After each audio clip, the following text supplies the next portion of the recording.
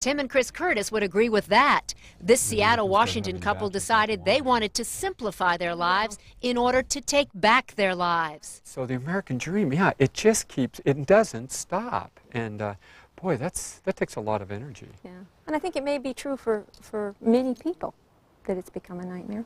The American dream. Mm-hmm. Mm-hmm. 10 years ago, Chris and Tim were living the 80s version of what they thought was the dream. Tim was a high school teacher. Chris ran the 2 Haagen-Dazs stores they owned. Success bought me a lot of nice things. It bought a big formal house, and it bought a BMW, and it bought some nice luxury vacations. It bought some nice things in my house. A big, beautiful house with a big, not-so-beautiful mortgage. And it was a great house for entertaining and you know, it's. And we had nice grand big plans rooms. of entertaining, but then we were so busy, we seldom got the opportunity. We entertained much more in that. They can laugh about it now, but back then their lack of time to enjoy life and each other caused serious distress. So Tim and Chris did a thing millions of us only dream of doing. We were in a position to pull the plug. Did you two sit down and say, we're pulling the plug on success, we're getting out of this, we're drowning?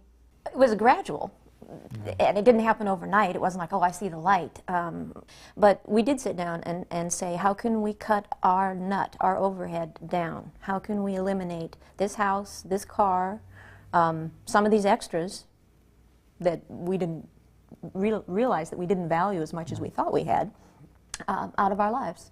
Having the extra time to be with our daughter was very important to us. So work and success and some of the drive that's necessary to make that happen took a backseat to just being parents. The upshot of those decisions was to pare down and to trade down. The first thing to go was the BMW. You don't have any air conditioning in here. No, I don't. See, there's a thing. In its stead, a 1965 Plymouth Valiant. It's so hot in this simple car. Gaining more time to enjoy life meant unloading the ice cream business. That's nice. It is a nice store.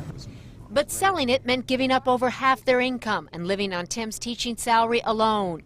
They cut up their credit cards and carry no debt, except for the new house, which is 1/3 the money and 2/3 less work. I don't have to pay somebody to pull the weeds because it becomes a thorough experience to pull the weeds out of your own lawn because it's only your lawn is this size. Don't tell me you think about throw when you're out here pulling the weeds. This is getting too good, okay? But life, say the Curtises, is good now that they have the time to live it. Dinner for us is very important. We sit down and we eat it together and we talk about it. They eat dinner with their 9-year-old daughter Natalie every night. And the rule during dinner? No phone calls, just conversation. I want her to grow up and have that memory. So time together rather than we're going to have a vacation in Hawaii and we're all going to get together and have a good time when you can do it each day. When school is in session, Chris walks Natalie to the local school. Tim picks her up. And every Saturday morning, Natalie rings the bell to open Seattle's Farmers Market, which her mother founded. Are you planning on coming every week, do you think?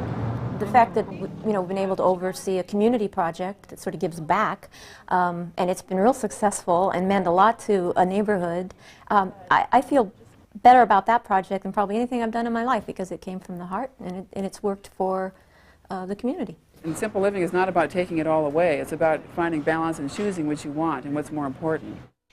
Janet Loors runs Simple Living Journal, a must-read for those in the voluntary simplicity movement, a quiet but quickly growing crowd of Americans. To me, that's what it's about, is enjoying the experience of each thing that you're doing instead of having 20,000 things going on all at the same time and not enjoying any of them and being exhausted.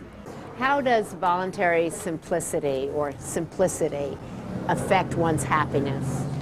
The way I see it is if you take away the layers that are on top of all of us, to look a certain way and to earn a lot of money and to get ahead wherever ahead is, you sort of relax and then you have more time for other people and to care about your neighbors and to care about other people in the world and what's happening and you have time for your friends and just to be, to watch a spider spinning a web or something or just to enjoy life.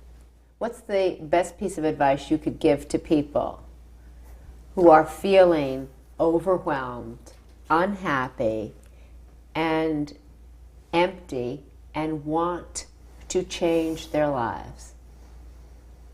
Start simply to live simply. There's always an excuse for you can't do no matter what it is, and everybody, in accordance with their own lives, I think, can examine ways that we could make this picture simpler.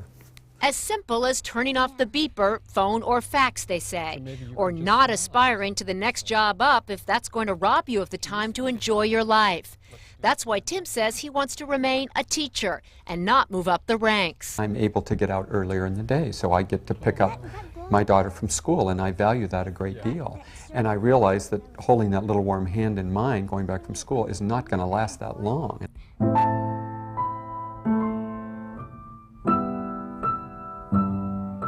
I have more time to sort of read with her, have long talks with her, playing piano duets with her. I think there is value in having more time to spend with her. I think there's a lot more value in it. What would you say to people who say you guys dropped out? I would say, of what? No, I don't I'd say I dropped into a life. This is one American family that is happy, content, at peace.